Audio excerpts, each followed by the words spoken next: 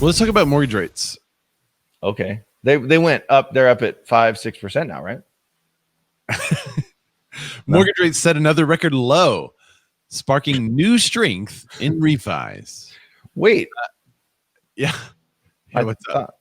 No, it's okay. Because I have a story that contradicts everything you're about to say. Mortgage rates moved even lower last week, setting multiple record lows in recent months, spurring more borrowers to call their lenders and apply for refi. So that's one of the things that we know, that refi activity always increases when mortgage rates see another jump or dip.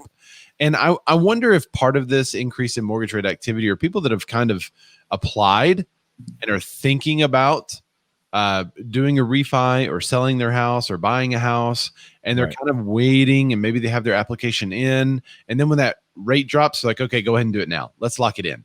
And so I wonder if those are the lock-ins. Yeah, when do they pull that stat? Right. Because it's got to be the locks, because it has to be. I mean, that's the only hard stat or hard data that you can pull on that. So refinance volume rose 8% for the week and was 50% higher than a year ago. Wait, I think last week wasn't everything doom and gloom last week? Was it last week or the week before? One of those that was like 60% higher, maybe in 2 weeks ago. So this week it was 50% higher than a year ago. Applications to purchase fell 2%. So obviously a terrible market. If the applications to purchase a home fell 2%, guys, there's really nothing you can do to avoid this massive crash in housing. Right. Why even? Susie was right. Why even try to? Why? Susie Orman was right. I do want to mention though, Dan, that it was 21% higher than a year ago. Oh, okay. Wait, and this was just in your little town of Little Rock, right? No, that's a national number. Oh, national. Yeah. Now this is a funny quote straight from the article here, and it's on CNBC. It says, while the annual comparison is strong, purchase volume has been falling little by little and is now just over 4% from 4 weeks ago. It's down just over 4% from 4 weeks ago. All right, here's a quote that I want to get to because our good buddy Joel Kahn said it, who's a Mortgage Bankers Association economist. He said there are signs that demand is waning at the entry-level portion of the market because supply and affordability hurdles, as well as the adverse economic impact the pandemic is having on hourly workers, low and moderate income households. As a result, the lower price tiers are seeing slower growth, which is contributing to the rising trend in the average loan balances.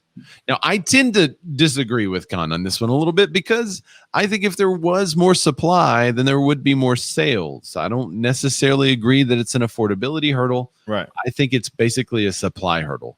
If there were more supply on the bottom end of the market, then yes, it would. Everything is getting, let's just say for easy round numbers, 10 offers. That means there's 10 buyers for one property.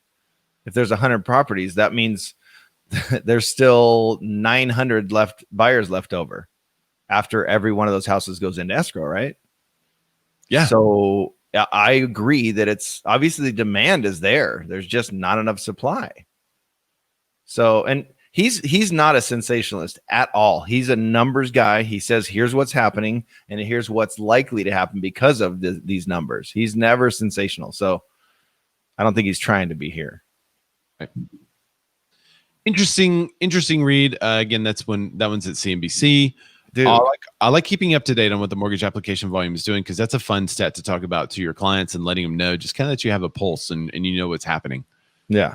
Well, and when you're talking to your buyers or when you're talking to your sellers about what's going on with buyers and who's going to be looking at your home, it's interesting to say, here's what's up. And that, honestly, this show helps us. You know, we have to stay on point with looking at articles throughout the week. Right. But I bring this stuff up. It's every day at this point. I have a conversation about something that I've read because of our show. So you guys are welcome is what I'm saying. Jeez, just say thank you. God. I'm just joking. Saying thank you is by subscribing and hitting that bell and then sharing the show. That's it. That's all you got to do. Go please hit comment on the link below. Hey, but also, hey, did you see Vince's other comment? So not only are things selling 30 days faster, they're selling for 20 grand more. Wow. Dude. Hang on. Wait, there it is. Yeah. Sold price 130,000. In September 2020, it's 150,000. Faster and for more money. That's what she said. All right. Hey, So next article. broken. Speaking of broken, so let's do this one. Let's save the other two. We'll save that one for our Homegirls Co. podcast. Yep. And then I like the next one that's maybe a little closer to Halloween. We have a pretty cool story. Actually, maybe we could get through that one. I just have a hard out coming up. So I actually do too. Let's do one more and then we'll push the other two. let's do one more, and I'll do the next one after this pretty shortly. Okay, I'll do so it succinct. now these two were both brought to us by Melissa, one of our contributors Melissa over in the Mara. Be More group. Be More contributors with an exclamation point. We ask a lot of you guys. I know it's difficult to go on Facebook and hit, join. I know that's tough, but just go do that. And then I know it's so difficult to go to YouTube and then hit subscribe and then also click that bell. I know that's a lot that we're asking of you. And then on top of that, we're asking you to share it. Find it. If there was maybe an easier way to find it, maybe a link or something. Maybe a link. I don't know if somebody shared a link to the Be More contributors. Oh, look, there it is. Right there.